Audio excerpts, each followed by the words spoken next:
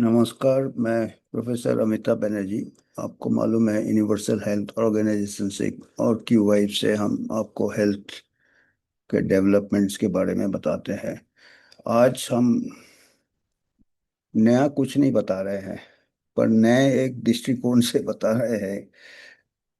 दृष्टिकोण यह है कि अभी लोग बात करने लगे।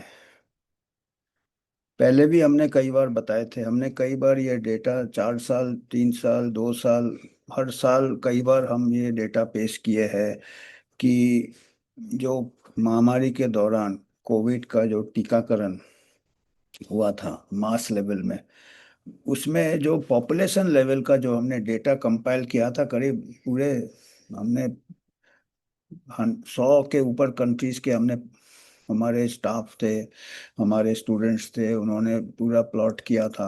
और ये डेटा लिया था जो कि ट्रांसपेरेंट पब्लिक डोमेन से डेटा था। पब्लिक डोमेन में कितने केसेस हो रहे हैं, कितने डेथ्स हो रहे हैं कोविड के, और कितने वैक्सीनेशन रूल आउट हो रहे हैं वर्ल्ड इन डेटा।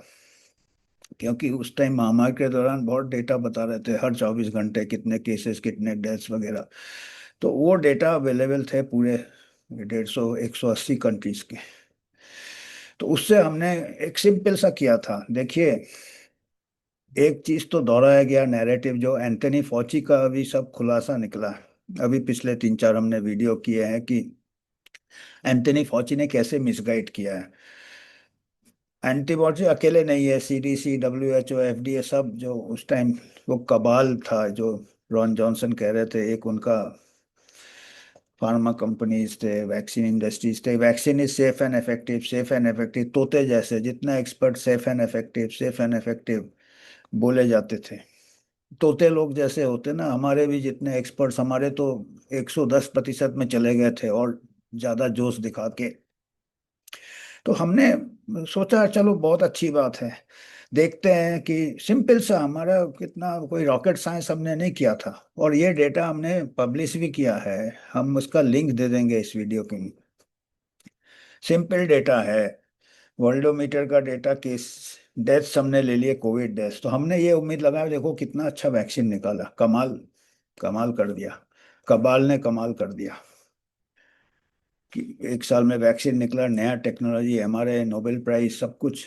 और हमारे, तो हमने बोला बहुत अच्छी बात है, अभी तो वैक्सीन आ गया है मास लेवल में, अभी डेथ्स कम हो जाएंगे। हमने डेथ को लिया क्योंकि डेथ का सर्टेनिटी रहता, डेथ ही कम है, हमको डेथ से ही मतलब है। पहले तो ट्रांसमिशन से मतलब था, फिर उन्होंने खुद कबूल कर लिया कि नहीं नहीं, ये ट्रांसमिशन तो हो रहा है, क्योंकि ट्रांसमिशन उसके बाद भी मास्क पहनने बोला था, आपको याद होगा। वैक्सीन लगाने के बाद भी मास्क पहनो, ये करो वो करो। तो हॉस्पिटलाइजेशन एंड डेथ बचाएगा, आखिरी में ये था। उसके बाद बूस्टर पे बूस्टर, वो भी आपको मालूम है, कहानी चलती रही। तो हमने क्या किया, हमने सोचा चलो देखते हैं, क्योंकि डेटा पूरा कंपाइल करते रहे, हमारे स्टूडेंट्स को लगा दिए, कंपाइल किए हम। तो हमको बड़ा आश्चर्य हुआ, सबसे पहले हमने श्रीलंका तक का देखा, क्योंकि श्रीलंका हमारे बाजू का कंट्री था, और हम देख रहे थे श्रीलंका में केसेस हमसे बहुत कम हो रहे थे, क्योंकि आइलैंड है, आना जाना कम रहता होगा, जो भी है। पर जब देखा, जब vaccine mass vaccination roll out का डेट देखा, हमने सोचा अब तो बिल्कुल। हमने देखा श्रीलंका में वैक्सीनेशन के पहले कुछ नहीं, केसेस भी नहीं हो रहे थे, डेथ्स नहीं हो रहे थे। वैक्सीनेशन मास रोल आउट के बाद केसेस भी बढ़ गए, डेथ्स भी बढ़ गए। बड़ा अजीब है। मैंने कहा चलो श्रीलंका एक एग्जाम। फिर हमने जापान का देखा, क्योंकि जापान ने भी, हमने देखा कि जापान में केसेस डेथ्स बिल्कुल नहीं हो रहे थे। उन लोग बड़े फिट है, ओवरवेट नहीं है, हालांकि उनका एज ज्यादा। उधर भी हमने देखा कि वैक्सीन, एक हमने एक स्क्वायर बनाया, सेमी सर्कल बनाया लाल रंग का, कि इस टाइप वैक्सीन दिया। और वैक्सीन मास रोल आउट के 1 साल पहले और 1 साल बाद, वो जापान में भी ऐसा देखा कि वैक्सीन रोल आउट के 1 साल पहले के केसेस बहुत कम है, डेथ्स भी कम है, और डेथ्स भी बढ़ गए, केसेस भी बढ़ गए। क्या हो रहा है? वैक्सीन से हमको फायदा होना चाहिए, पर जो मास लेवल डेटा बता रहा है, वो तो बता रहा है ना ट्रांसमिशन रुका ना डेथ्स रुके, बल्कि डेथ्स बढ़ गए, कई कई गुना बढ़ गए। फिर सिंगापुर का देखा, इजराइल का देखा, ऑस्ट्रेलिया का देखा। ऑस्ट्रेलिया ने टाइट किया, उसके भी यही हाल है, सब जगह यही हाल है। Country after country, country after country. हमने इसके ऊपर लेख लिखा, हमने फिर एक किताब भी लिखा है, आपको मालूम होगा, कोविड 19 थर्ड आई। फिर हमारे यूएचओ के दूसरे जो सेक्रेटरी है उन्होंने, आईआईटी साइंटिस्ट है, professor of computer engineering, data data expert है, उन्होंने पूरा डेटा एनालाइज किया, उन्होंने मैथ मर्डर किताब लिखा। तो काफी लोग पूरे वर्ल्ड से ग्लोबली, हम लोग, कई लोग इंटरेस्ट लेने लगे इस डेटा में। और एक फिल्म मेकर आए थे, documentary film maker, Robert Sibis, Germany के award winning documentary film maker है रॉबर्ट सिबिस। उनका ओवल स्टूडियो है, ओवल स्टूडियो, ओवल मीडिया कुछ है, ओवल मीडिया, वो डॉक्यूमेंट्री फिल्म बनाते, वो कहते हैं। तो उन्होंने हम लोगों को अप्रोच किया, यूएचओ के सेक्रेटरी को, उनका उन्होंने, और वो पूरे वर्ल्ड से घूम रहे थे वो महामारी के दौरान। रॉबर्ट सिबिस ये पूरे वर्ल्ड घूम रहे थे, ऐसे ऐसे लोगों के इंटरव्यू ले रहे थे, हर टाइप के एक्सपर्ट्स के ले रहे थे इंटरव्यू। और वो पूरा उनका साइट हम दे देंगे, लिंक दे देंगे, उनका जो हमने उनके वीडियो से छोटा सा क्लिप लिया है 15 मिनट का, उसमें हमने ये जो डेटा उनको बताया है, वो हम हमको कांटेक्ट किए, हमारे बॉम्बे आए वो जर्मनी से, बॉम्बे में हम लोगों को बुलाया उन्होंने,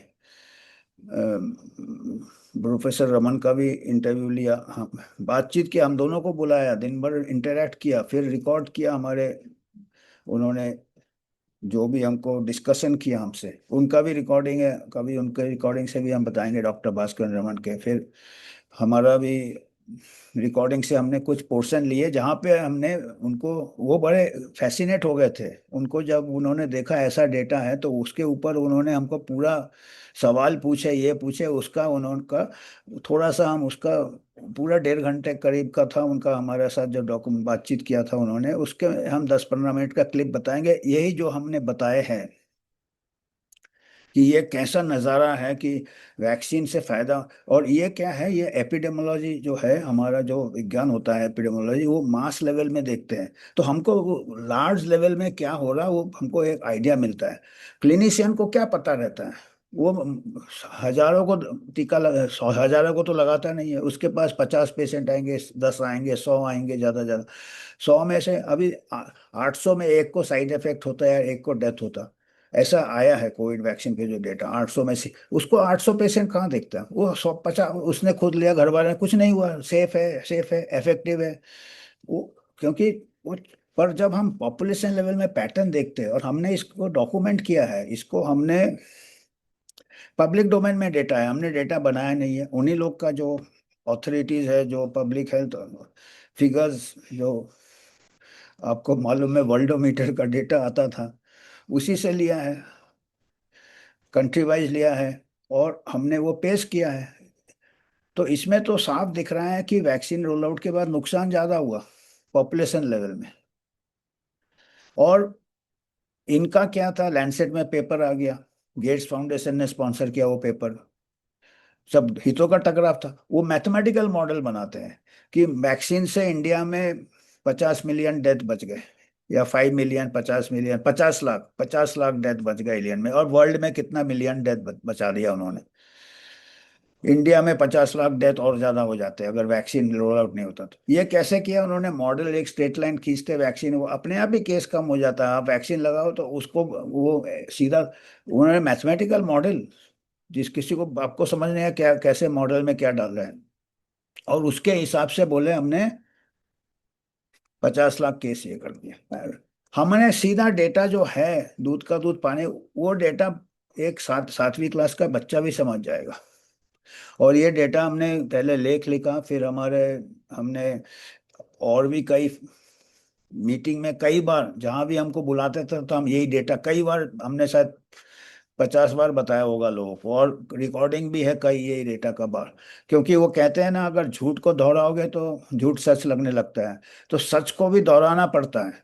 पर अभी बात यह है कि हमारे जितने हमने पहले यूट्यूब डाले थे क्लिप्स, ला ये रॉबर्ट सिबिस जो award winning German film maker है, इसका भी हमने क्लिप डाला था, तो वो यूट्यूब ने हमको स्ट्राइक कर दिया, क्योंकि उनको चोट लगता है, क्योंकि हमारा बिल्कुल ये सेंसरशिप चल रहा था, आपको मालूम है।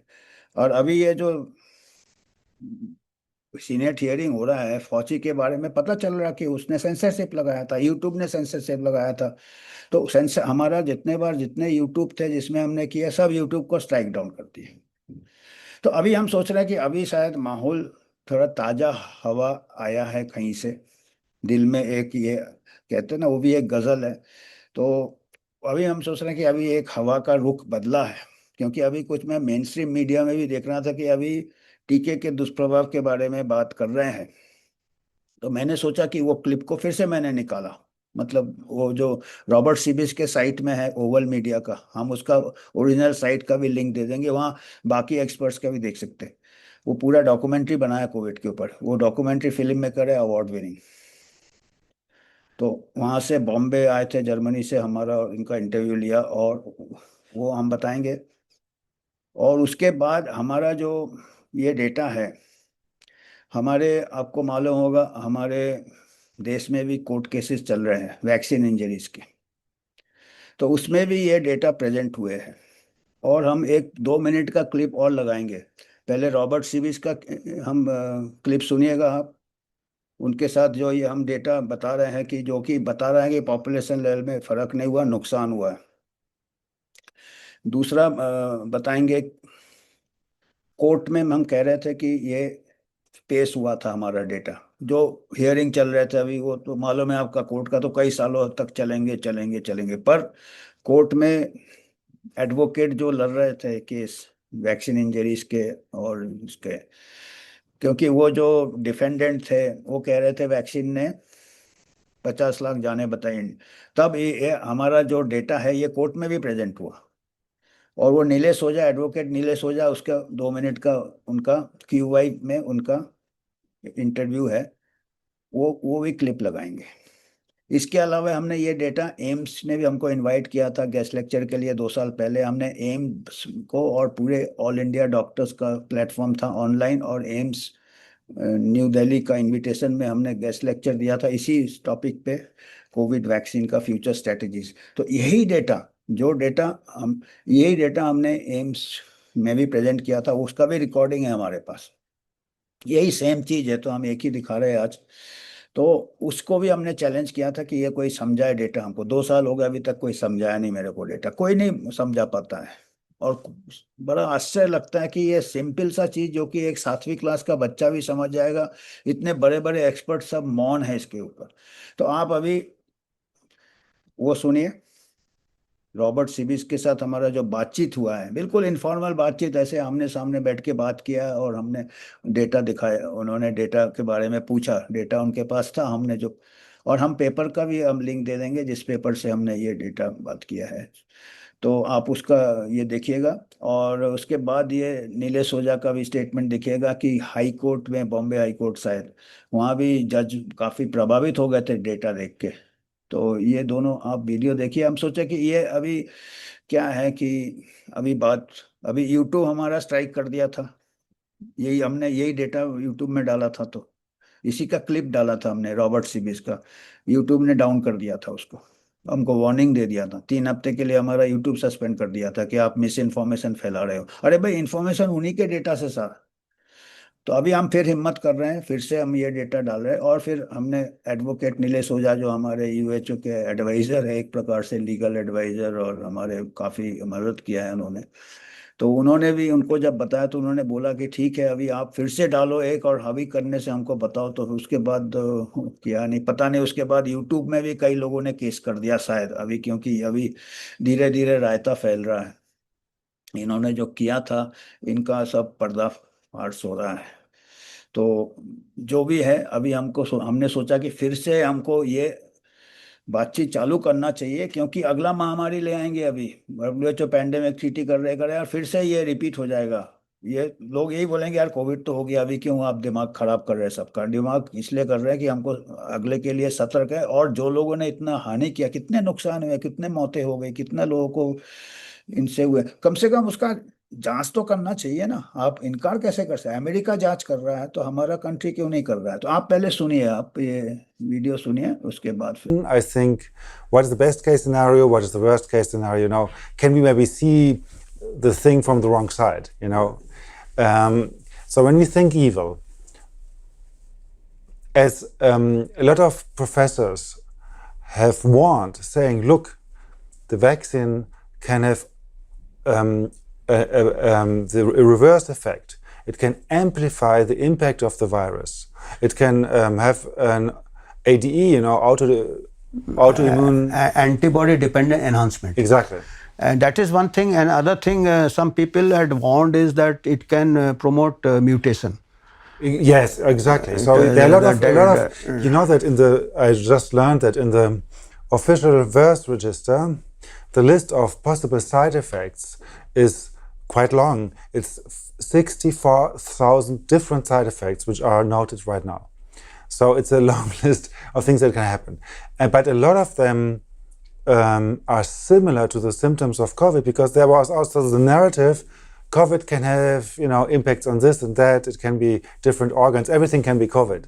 So I am quite critical if we talk about COVID in 2021, even if only 7% of the population has been vaccinated at this time.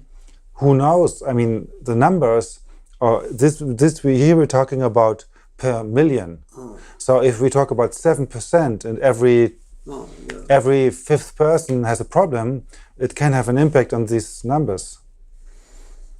What is your opinion about this? Can it be linked to the vaccination, or is it sure that this correlation is not existent? India is a very big country, and of course you are right.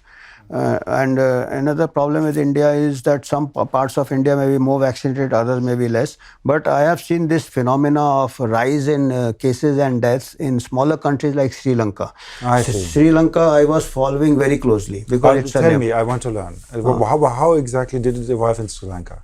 Sri Lanka was having very less cases per million and very less number of deaths. In fact, 10 times less than India. I was following all the neighbors because I was worried about our country, and I thought the demographics of India's neighbors like Bangladesh, Pakistan, Sri Lanka is more comparable than European, because most of these planners were just adopting the Western models. Yes. So I said these things are different for many reasons. One is of course the obesity and age, and other very important thing I thought was the population density. All countries like India, Bangladesh, Sri Lanka are 10 times more crowded than the Western countries. Oh, really? So if the natural infection has to spread, which I have seen firsthand in my work area, where the 80% people were already having the antibodies from natural infection. So I saw Sri Lanka was almost a baseline. And after the vaccine rollout in say 21, and these cases increased and the deaths have increased. Similarly, Sri Lanka I saw. Then similar phenomena I saw in Malaysia after the vaccine rollout. So that makes us worry whether it is due to any either waning immunity of the vaccine, or another thing they say is people become careless after they get the vaccine. They mix more. It may be that. I mean, sure. But Japan did not have a lockdown. Japan was also having almost less than India deaths. Do you want to show some graphics? Yes, I can show that graphs. Japan also, after the vaccination, they are not faring so well. Oh, really? Wait a moment. I make it big. No, this is the wrong document. Sorry. No, this is. Yeah, but I had it as a PDF somewhere. One moment. Sorry. This is certainly wrong. Yeah. Oh, this is the one. This is, I think, Japan. Yes. I don't know. Can this is Japan. Yes. This is the. Make it a bit bigger. Oh. So before March 2021, the cases were almost a baseline. After they rolled out the vaccine in March, April, and then May, and now it has got one of the highest vaccination coverage, 79% coverage in Japan, where they don't have any vaccine mandate. They educate the people. They never had lockdown. You see the cases started spiking, then now it is spiking. Either the immunity is coming down. So before vaccine, baseline, after, and then this is the deaths in Japan. So they had high deaths, of course, but after the vaccine also, it didn't, almost symmetrical. I mean, you expect the deaths to come down. if you claim that vaccine prevent deaths, at the population level you should see the big picture is not, and now the deaths has spiked compared to pre-vaccine era. But tell me, I don't understand. When did they really only roll it out in April? Because in Germany, they started to vaccinate in December 2020. Germany, they started, UK was the first country in December. Yes. It's in, Beginning of January, let's say. we saw the Germany. UK figure also. We can show that. Oh, yeah. You want to go? UK also we are having the similar type. Even This is Singapore. Sorry, I make it a bit Singapore also we are having the same. Here is phenomenon. UK, here is Singapore. So what should we look at first? Yeah. UK. I make it big. One moment. Here we are. This is the UK. Ah, I see. See, UK, December they rolled out the vaccine. After vaccine, there is a spike which is higher than the pre-vaccination spike. But again, these are the numbers which These are the are deaths. also a bit falsified as we don't trust No, the deaths. like look here, Robert. One thing is there. These numbers we don't trust. These numbers also we don't trust. We are using the same methods. Yes, so you it's- can compare. them. Compare. This is how you think as a scientist. It's That's an epidemiologist has to improvise, no? Yeah, yeah, exactly. We have to whatever data is available. Yes, okay. So that is why these comparisons matter more. Yeah, yeah, yeah. Okay, yeah. the same country I am comparing. Yeah. Earlier you can say ki here data Africa is less, better data in Europe. Here it is I am comparing UK with UK. Yeah. If they are using one method, the same methods they are using now, and they are having you see after the vaccine the spike, and then again it may. What happens is that those who are vulnerable who die, they can't die second time. So after and then many people, even if it spreads, many people develop natural immunity. Yes. And therefore it comes down on its own after causing the harm. I And see. there are other countries also. I can So I make it small again. Singapore is also having the same problem. Singapore's here. You see, this is the vaccine rollout. Oh, I see. Okay. 64%. This is the. So here. No, this is USA. USA is also having same problem. Sorry, I was wrong. In fact, I had a panel Here's with Singapore. Knut Witkowski of USA. He said these vaccines are not working. He is very blunt. Knut Who said this? Witkowski. Knut Witkowski. Yeah, sure. I was a couple of panels with him. Yeah, yeah. Oh, really? Huh. Where was it? Macmillan, Philip Macmillan's panic. Oh, I I will see. send you the links. He's from the Rockefeller Institute Uh-huh, in yeah, New yeah. York City. So, we are German in- born. Yeah. We are in touch. In fact, we have been on a couple of panels together. Three Interesting. panels together. I see. I will send you the links. He's very cool. He has this straight way of saying straight things. away, never misses word. And we clicked also. I see. Oh, this is impressive. So you have like no cases beforehand, and then you have a lot of cases. This is Singapore. End Small of. See, I mean, how do you justify population level mass immunization with this data which a high school student can see? I mean, these are just pictorial. And this is data in the public domain. This is from Worldometer and this is from the vaccine tracker. Both are available in the public domain. I don't know. And do they have the vaccine is mandatory in Singapore, isn't it? Except in Japan, where it is not mandatory, but they have the highest intake. Yeah, sure. Because maybe They have a faith. They have a faith in the authority. They trust exactly. They trust in the authority of the state. Yes, And so that doesn't need to be mandatory. doesn't need to be mandatory. Yeah, I see. Wow, this is really impressive. I mean, this is like the most impressive graph. You can see other countries. I have whatever country I have seen. This is USA. USA, see, these are the cases Yes. in USA, and this must. Wait one moment, I make it small so it's easier to see. This is the cases. This must be the deaths. This was the deaths. This was the cases. I see. Amazing. And this was, I think, this is This is Israel. Sri Lanka. I keep Lanka. track of Sri Lanka, neighboring country. Ah, yes, this is See, good. you see, it was almost cases were baseline before the vaccine. After the vaccine, cases are surged. Trends. See, these deaths. So I was really surprised at Sri Lanka because every time I used to compare it with India, it was doing so well. So what is it? Wait, I have to understand this. Trends of COVID deaths in Sri Lanka. After the vaccine, deaths are more. The same cases are more. These are the cases in Sri Lanka. Cases death. Okay, let's look at the death curve because this is always more important, I would say. because you cannot fake a death. Not so easily, at least. Wow. And whatever limitations in data quality is before same country, before and after the policy. Now, so there's a testing here too. The testing and whatever for deaths as well as for cases. They didn't change the policy. Now I think gradually, now they are saying no need to test now, because they are finding it embarrassing that so many deaths are occurring. Maybe that reason. So I mean this. And as an epidemiologist, so here's the story of you're vaccinated, you're risking more. I mean, population level, as an epidemiologist, I don't see individual, I see population. So I am not happy with the health of the population after vaccination. I mean, the data is there, or somebody has to explain to me what's happening. Yeah. Whatever, that is for the deaths. But if I am seeing the bigger picture, I see something which is... But in the bigger picture, you will have also to see whether there disturbing. are more people dying altogether. Can you say this? Whether there are more people dying altogether? Maybe that because the other health conditions were neglected during the lockdown. You might know Professor Kubantner in Germany. He made a study seeing the overall death. He took the numbers from Professor Fenton in London, and then he adapted it also to the German numbers. And he found out that the vaccine rollout, and especially the booster, that you can see it in the overall mortality of the region where the booster has been implemented.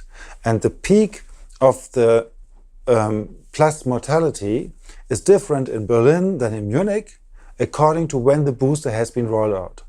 So there's a very strong correlation, not even like this, but it's really like the week where the booster is rolled out, you have more people dying than average. And this, we had a narrative together some weeks ago, and this was very impressive to me, and I think it had also an impact on the vote. The German parliament voted now against the mandatory vaccine. It's a very recent decision, and I wonder what this will lead to. And other people fear that maybe through the European Union, mandatory vaccine in Europe will be implemented anyway, or it will come back again. But I mean, this is so clear; it cannot be clearer. It is just putting these things are lying for everyone to see, scattered. I have just put it together, and it is telling a story. Thank you for this work. And what does it make? What does it tell about our society? I think what is happening is we are losing out on the art of medicine, art of public health, where you have all these things, judgment. Now everybody is looking at, virologist looking at that virus, clinician is seeing that, and from distance. They are not adding up together. When you just stand aside, like art requires something which you can't explain. So they are just trying to explain things in a scientific way, where medicine, because there is a lot of human variations. And another thing which I find very, very wrong in this pandemic, this mass vaccine rollout was never done for a disease with 0.1 mortality or 1% mortality. There are so many diseases we have got, particularly in poor countries, 5-10% mortality, even with treatment. So that was one thing. Secondly, it is still under experimental use authorization. Experiment should have a control group. Yes. If you are giving a mass vaccination, where is your control group? Who has ethically cleared such a study without a control group? Even small studies, you require a randomized trial. You could have randomized some communities in each country to get the vaccine, some countries not to get, and then compared. Now here it will be very difficult. They will say, no, it may be due to COVID, they had a prior, whatever, they will try to cover up due to other disease. Like this, deaths are due to other diseases, like many people did not have proper treatment, cancers were neglected, heart disease were neglected. So this spurt may be due to that and incidental, the same they will use what we are trying to use. As a misdiagnosis, they will use the same and get away with it. But if you have a control group, some communities given vaccine, others not given vaccine, and then you can compare, it would be very clear. Because it is an experiment, so you should have a control group and experiment. But they have, I mean, I would say they don't want that strong evidence. In the court of law, it is tampering with data. I told Advocate Oja that don't leave any evidence for you to.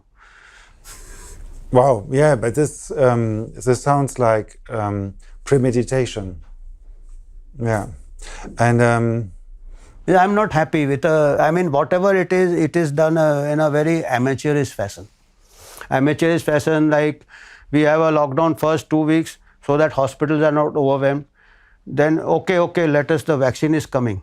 Now just extend it. We have a vaccine, and then people will come out. And now vaccine has come. We had a lockdown for 2 years. Schools were closed, and now we have lost everything. Now vaccine is also not. And now we are spending on boosters. I mean, India has spent, I think, 135,000 crores on vaccines for COVID, and they are trying to vaccinate the children, where not a single, perhaps, child has died of COVID in this past 2 years, a healthy child. And as I said, 2,000 children are dying of other diseases. Yes. Spend money. ये 4 लाख लोगों की जान बचाई है। ये कोई ये proofs नहीं है ये एक इनके ही पैसे पे एक रिपोर्ट बनाया हाँ? 4 लाख या 40 लाख लोगों की? नहीं, 4 लाख, इंडिया में 4 लाख बचाए बोले। अच्छा, ये कह रहा है इंडिया में हमने 4 लाख लोगों की जान बचाई है। जान बचाई है। तो नहीं, 40 लाख है, 4 मिलियन बोला है, 4 लाख बोला है। 40, हाँ, 40 लाख लोगों की जान बचाई है। अच्छा। हाँ, तो उसके बदले में हमने अपने जो 2 टॉप के वॉरियर है अपने, उनके 2 रिपोर्ट दिए हमने। एक डॉक्टर अमितोभ बैनर्जी का क्या ब्राउनस्टोन में पब्लिश हुआ वाला उनका ये है पेपर, और एक प्रोफेसर भास्कर रमन का। कोर्ट ने दोनों पढ़ा। उसमें बहुत अमितोभ बैनर्जी का तो बहुत ही ब्यूटीफुल, ताकि एक स्कूल का बच्चा भी ये समझ जाएगा। पहली चीज तो इन्होंने खुद ने स्पॉन्सर किया है। दूसरी चीज, जिस देशों में आप साउथ अफ्रीका या जो भी है, ये पूरा ग्राफ दिया है कि जहां वैक्सीनेशन कम है वहां डेथ कम है, जहां वैक्सीनेशन ज्यादा है वहां डेथ ज्यादा है। तो जो कम, और जहां वैक्सीनेशन हुआ नहीं है, मिनिमम है, तो वहां पर भी तो डेथ कम हुई। तो उसका जवाब क्या है इनके पास? तो ये जो ऐसा लोगों को बेवकूफ बनाने का प्लान है, उनके बहुत सुंदर वर्ड्स हैं। साहब ने उस चार्ट को देख लिया, डॉक्टर बैनर्जी को चार्ट को, क्योंकि हमने उसको बहुत एक्सप्लिसिटली हमने दिखाया था उसको। पूरा डिटेल देखा, और डॉक्टर अमितोभ बैनर्जी कौन है ये भी पूरा पढ़ा, कि उनका जो ये था कि आर्म फोर्सेस के लिए काम किया इन्होंने, कई एपिडेमियोलॉजी, मतलब इसके पहले के पैंडेमिक इन्होंने हैंडल किए, तो सब उनका पूरा डिटेल पढ़ा है। और कोर्ट वाज इम्प्रेस्ड कि यस।